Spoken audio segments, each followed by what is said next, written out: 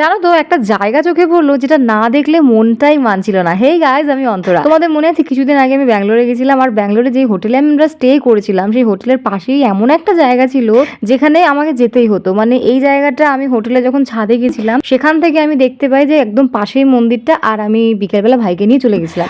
আর একটা খুব সুন্দর মন্দির, কিন্তু এই মন্দিরটা সব থেকে ব্যাপার মানে ভালো ব্যাপার যেটা আমার ভালো লাগলো সেটা হলো পুরো মন্দিরটা পাথর দিয়ে তৈরি।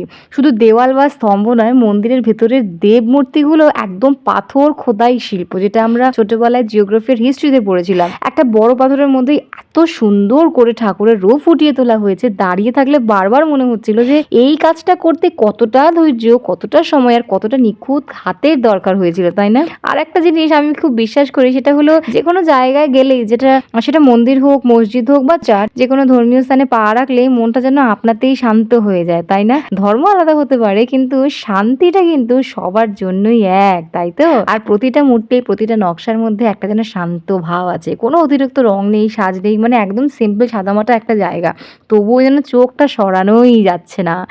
আর এই মন্দিরের সব থেকে ভালো একটা ব্যাপার লাগলো, যখন এখানে পুজো টুজো হয় তখন না এখানে ওই নারকেল পাতা, কলা পাতা, পাতাবাহারি সবুজ পাতাগুলো দিয়ে গেট সাজানো হয়, মানে পুরো মন্দিরটা সাজানো হয়। এখানে কোনো অতিরিক্ত আর্টিফিশিয়াল ফুল ব্যবহার করা হয় না, যেটা আমার সব থেকে বেশি ভালো লাগলো। আর এই ধরনের ফুলগুলো ওখানে কিন্তু পুজোতে ব্যবহার করা হয়, আর মেয়েরা মাথাতেও দেয়।